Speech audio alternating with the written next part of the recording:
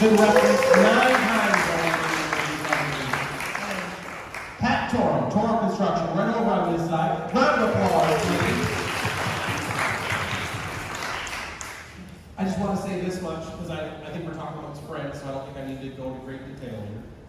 I'll just simply say that directly from the content that I see Green City Force is written, we are working towards a green city, rooted in social, economic, and environmental justice.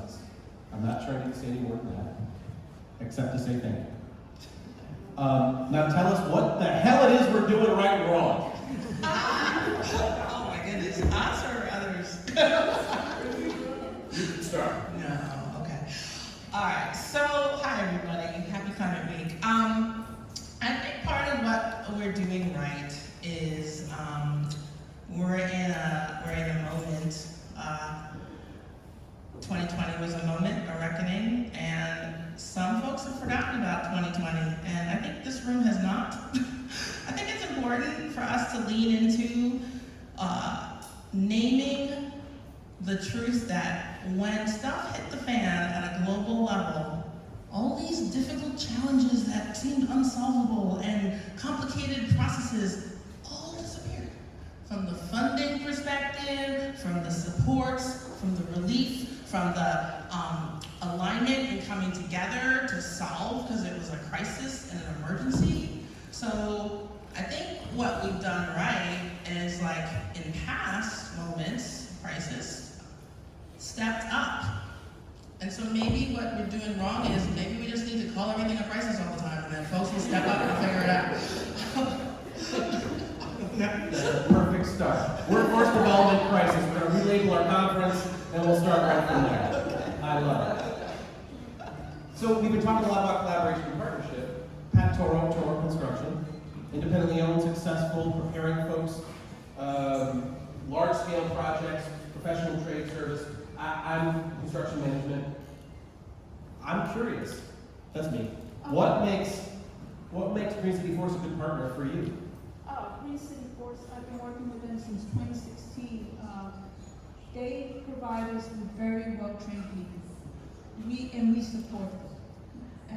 And if we have an issue with anybody, Green City Force is right there, phone call away, helping us solve whatever problem it is. Sometimes it's just a simple soft skill to teaching somebody how to relate to somebody, a difficult person on a construction site, and there are always difficult people on construction sites. We have a perception problem. Contractors see young people as trouble, more work. They don't want them on their site. So it's kind of putting people together so they relate to each other, understanding that we're all human beings and we're here to work and we're here to help you. That is really kind of important support that we get from Green City Force, because once we place them there, and we have amazing people from Green City Force on our projects right now, they don't want to let them go. Our problem is that we are project to project, and a lot of the projects we have to wait to start. So sometimes people are laid off for a couple of months to a year until another project starts. So what we need is just to keep the job flows going, because our people from Green City Force are in high demand. Especially once when they learn the particular skills that particular contractor wants. And once that contractor sees that they speak their language, they love it. They absolutely love it. I had a project administrator that we got from Green City Force, and the president, the executive vice presidents of a major prime HVAC contractor were making phone calls to place her because she was so good, and they wanted to keep her busy so they could get her back when they got a job. How did this partnership come to be? How did these two organizations find each other? I was working at Wotan on a Con Edison job, and we were changing the LED lights on all the developments at New York City Housing Authority, and we were working with Local 3, so of course we couldn't hire we had to only hire union workers. But we needed people to do the community relations, the project administration, even help with picking up the light bulbs and disposing of them, and packing, all this stuff that Local 3 doesn't, because Local 3 doesn't clean. Local 3 just installs, right? And it's a very prima donna attitude. And it's difficult, so, but it creates an opportunity for us, right? So what we had asked was, can you give us apprenticeship positions? And we didn't get them. They promised us, but we didn't get them. But it created a position for I think we hired about 15, 18 people from Green City Force, and it made it super easy for us. We just went there, they set us up, and we interviewed people, and then they called us up, and they gave us this amazing man who came and supported the kids if they needed anything, because most of them were kids, you know, they were teenagers, but they were really great, and if they were late to a job site, you know, he would help them get up in the morning to make sure they showed up the next day and all that. It was truly one-on-one support, and it made, we were under liquidated damages if we didn't finish the job on time, and we made it. We made it. So it was fantastic, and I've been using Green City Force since, and I tell everybody, you need to get involved with Green City Force. Just incredible people that come out of Green City Force. What's the magic recipe here, Tonya? What is it that you're, specific to the skill sets? Now, there's a range of skill sets. I know you're instructing, educating, guiding folks on. What are you seeing right now is most valuable that you are teaching or instructing folks on? What's most valuable is when you put an employer partner like Pat in front of a group of core members. The authenticity is clear. The appreciation of value is clear. And as human beings, that's a motivation where you're going to want to go outside your comfort zone. You're going to want to try to be in a space that you've not been in before because you feel someone is actually welcoming you and needing you and valuing you. So that's just like humanity, right? I'd say building on that, I used to say that Green City Force is a family. Actually, I don't say that anymore. And I don't say that anymore because a family has zero forgiveness. Zero tolerance. Well, what I mean is, you always are in your family, regardless of what you do. And while we want everyone in the GCF community to always be with us forever, we are, in fact, the workforce training program. And we want folks to make mistakes and then learn and improve. And we want people to have support. And we want people to grow. And we want them to, have opportunity to improve. But that means you do actually have to go to work. And so you can be late maybe once or twice. But if you feel you have the guidance and coaching to understand why that can't be happening anymore, and you don't assume that it's fine to just be late, and you're hearing it from, the wonky term is a credible messenger, someone who you believe is actually having your best interests, I think our secret sauce is not that, our training is the most unique, original thing. Our approach is very much a culture of community and collective progress. And systems change as an aspiration that is real and starts with each one of us. And there's an African, I was thinking about this earlier when I was listening to the panel, and Steve clips on everything that was said earlier today. Is an African proverb that says, if you want to go fast, go alone, and if you want to go far, go together. I think that is very much the not-so-secret sauce of Green City Force and folks like Pratt, who are intentional about actually wanting it to work and being able to be uncomfortable and innovative and not business as usual and think outside the box and lift up when things are working, more of that, and shifting when it's not, and being okay with that, because you're trying to just get to what works at the end of the day. And what worked 5 years ago doesn't work today. And so you have to be open to that and ready for that and motivated and lean into that, I think, to continue. I appreciate you saying that. I also think, as someone, and for those of you who don't know, as I'm a leader of the New York City Employment Training Coalition now, but prior to this work, I was in the space of, creating and developing workforce development programs for a long time, education and employment. related opportunities. What I find interesting about this, and I'm familiar with this, as I know folks in the room are, familiar with the idea of finding that employer who embraces the idea of bringing in talent that may not necessarily be the typical talent that they bring in, but find a way to make it work, have a desire to make it work, understand the bridge that needs to be built to the training provider to make it work. But I suspect there are folks in the room, and I expect this experience from you as well, with that circumstance that sometimes happens where an employer does not have a successful experience with someone from a training program and then decides, I can't do that again. The question then becomes, how do we either convince them of something different, or what do we learn from that to do better? Because the reality is, every training program that I've ever known has, no one has 100% placement, no one has 100% success. That's not the way it works. Warm handoffs that we talked about before matter a great deal. But I just want to kind of pause on this point that the relationship that has been developed here is definitely aspirational. The question becomes, what do we need to draw from that to inspire and encourage other employers, and how it is that we as training providers understand those skills that need to be developed, and how do we hold ourselves accountable for executing and holding employers. The reason I bring this up partially is because when the Green Economy Action Plan was announced, we were standing to you were on stage, we were celebrating the Green Economy Action Plan. Has anybody seen the Green Economy Action Plan? Yeah.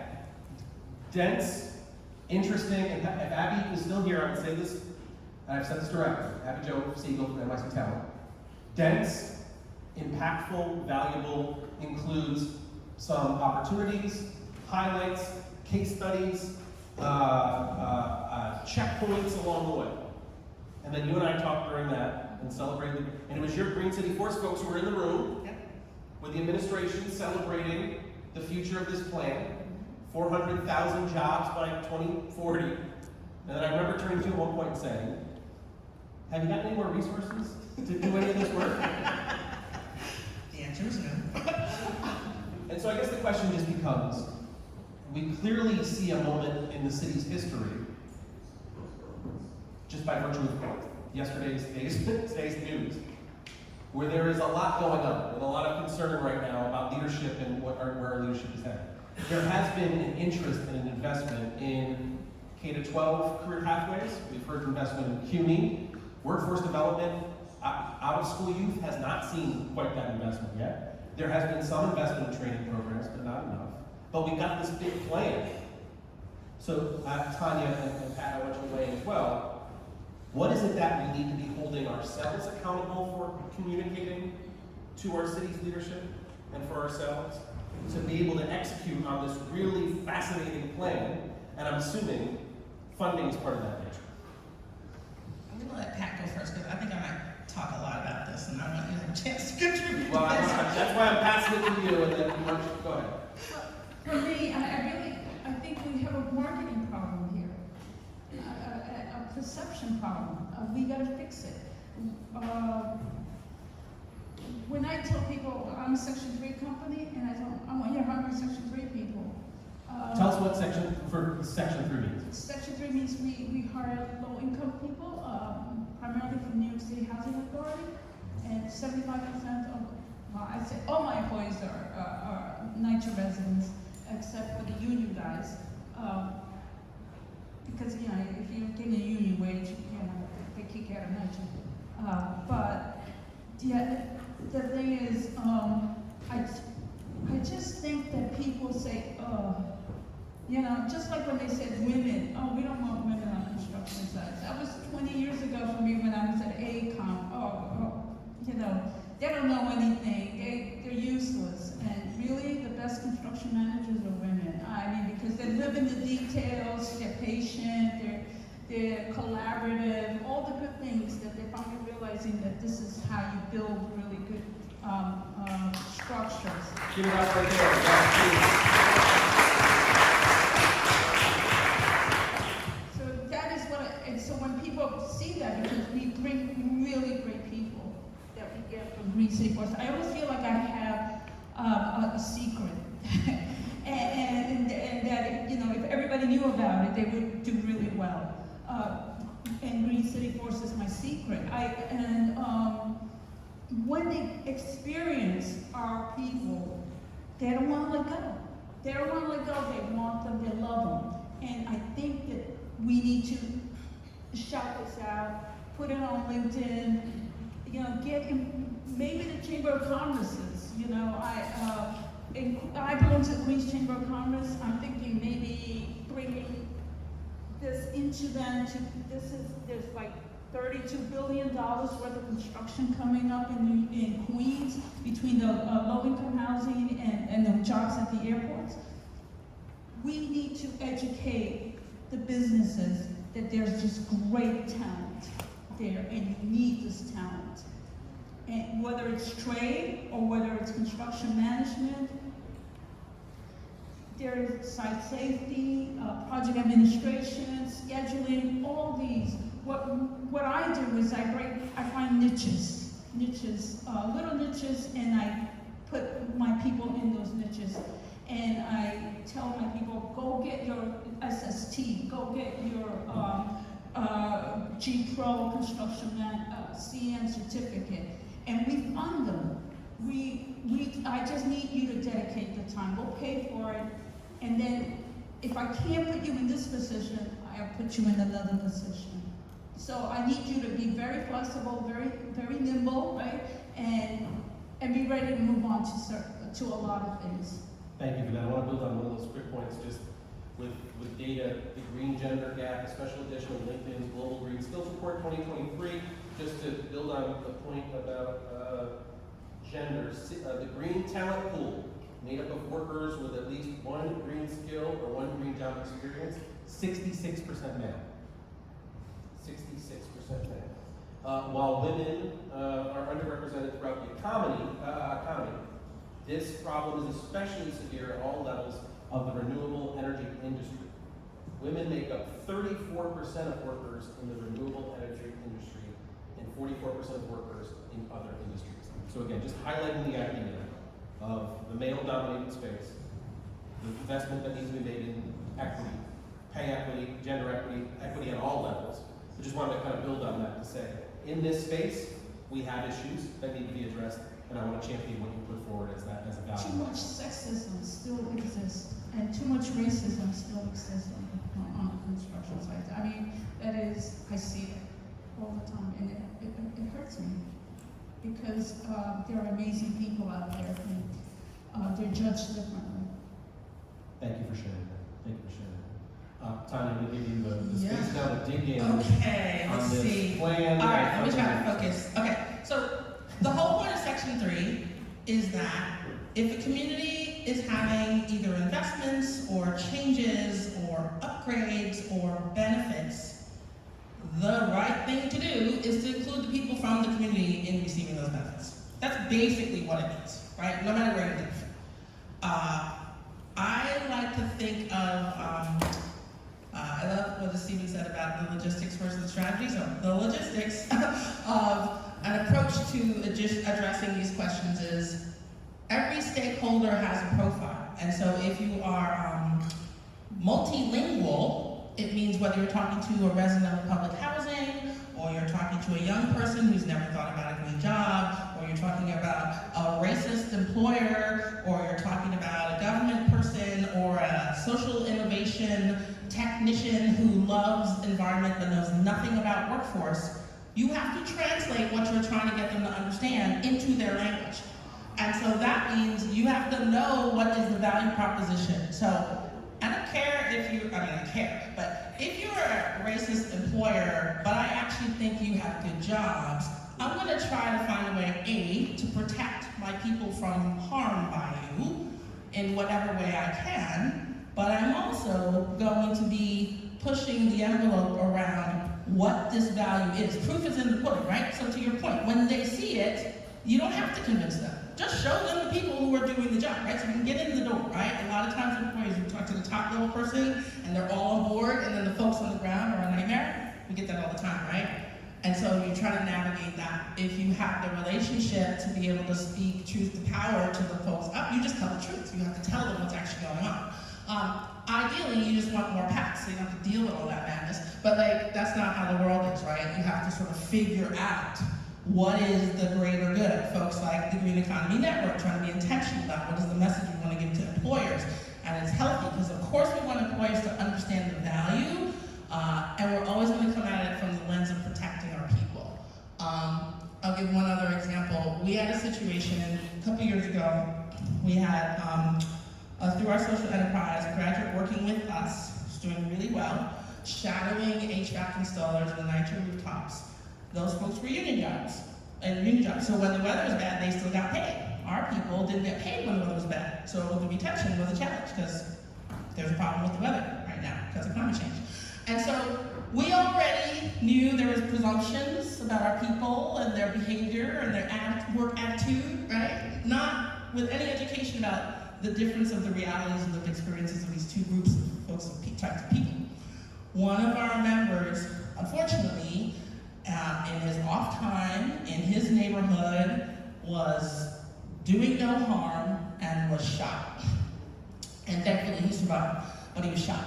And so he was out of commission and had to be, and I asked my team leader, who was the point person for the partnership on the ground, I said, if we tell this employer what happened to this young person, is he gonna have a reaction that we're gonna appreciate? Or is he gonna make assumptions about what that was about? And he didn't skip a minute. He's like, no, he's not gonna hear it the way it happened. I said, we're not gonna tell him that. We're gonna tell him that person is no longer available, we're gonna go on with our lives, we're gonna take care of our person, and we'll figure out a way forward. And in that scenario, it's an example of navigating situations where it's like, okay, what is for the greater good? What is not worth, what is the fight you need to have? All of that to say, there are all kinds of employers. So you need to just sort of decide what is worth the ROI. And then obviously money is always the piece that I can't come off the stage without naming, which all of us in the workforce space name all the time, which is that if you want an equitable path for middle class economic mobility, you need to be real about what it literally costs for a person trying to build their skills when you're not, even if you're going to college for free, if you have a family, if you have rent to pay, if you have financial needs, there needs to be legit investment. There are programs that will give you 5 to 10 weeks of training that will almost automatically offer you a path into union jobs.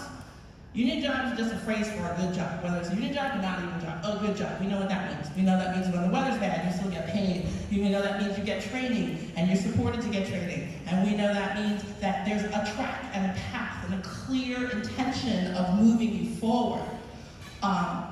There are programs that will give you all of that, and in that 5 to 10 weeks, they will give you $1,500, a whole $1,500 for 10 weeks of your life, which is impossible.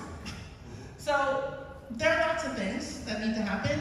I'm happy that I think there's a very intentional approach to what this mapping needs to look like. We've had conversations in spaces where we've been able to say to folks, we know you're putting out an RFP requiring the workforce be a really part of these bids for these amazing spaces, the Brooklyn Arm Terminal, and blah, blah, blah. But these people don't have any idea about workforce, what that means, and so they don't even know how to ask you to partner. And so there needs to be an education, and there needs to be a connectivity. So that's a lot, but I think all of those things relate to the idea of how do you make this vision, this mission come together. You name the stakeholder differentials, and you name what is the through line that everybody is aligned and clear about, and then you take on the pieces that are not clear and make them clear. And however translation that needs to happen. I think that this particular segment leads us to having to organize another series of conversations to dig into everything that has just come up and has been tagged on over these last two panels. And I want to express my appreciation for that in every way imaginable. I do want to flag one thing, and then you'll have 30 seconds for a final thought. But I just want to suggest to all of us, during the course of this conversation, we've called out employers, we've called out unions, we've called out our own work, we've called out higher ed, we've called out public ed, we've called out funders, we've called out the administration, we've called out elected officials, we've called out everyone in this space. And I don't think that's a surprise. I think we all realize that we are all stakeholders in these conversations about trying to create economic justice, about creating career paths that lead to meaningful careers that are of a wage and that someone can take care of themselves in this particular city. I just want to note for you as we sort of wrap up, and this is to tee up the final thought perhaps, if we're going to need to set a workforce development agenda for 2025, we're going to focus on what it is we want to hold all of those stakeholders, including us, accountable for. It's really important that we understand amongst ourselves what we want for the people we work with. We need to be clear about what that costs, and we need to make sure that the people who represent us appreciate and understand those things, and that we hold them accountable for doing it, while we hold ourselves accountable for ensuring the success over time. So my final 30 seconds to both of you. Wisdom for this particular audience. What is it that you want to share as we have one more panel after this, and it's a biggie, but I'd love to hear from you what you want this group, when they walk out today, what they want them to carry forward as we think about calling out all these stakeholders and ensuring that we have a plan for what's ahead that makes sense to us. 30 seconds, just off the top of your head, what do you need to hold on to as you get on that ferry ride over and you check your phone? All right, I'm going to take it for a second. I would say, I think it's important to not be grumpy about translation, right? Just don't be grumpy about translation. It's a win for us to know how to translate, right? You want people to actually understand what you're saying. I'll leave you with this. One of the things that I try to talk about when inappropriate people, no longer involved with my organization, thankfully, from a long time ago, would consistently complain about the cost per person that we're serving and consistently be frustrated about it being a bad business model and why we were so expensive. All I can think of, and all I would encourage you to share in a non-hostile but appropriate educational way to others, is that think about middle and upper class people in society and the investment that is made in the young people coming from those communities to launch their adulthood. Whether that's education, whether that's their cultural or social or whatever experiences in life that are invested by their loved ones for them to launch successfully into the world. Think about what that dollar amount might be. And then think about what it costs taxpayers and the world to incarcerate or institutionalize an individual for X amount of time, and think about what that number of money is. And then come and complain to me about the cost per member for workforce development. You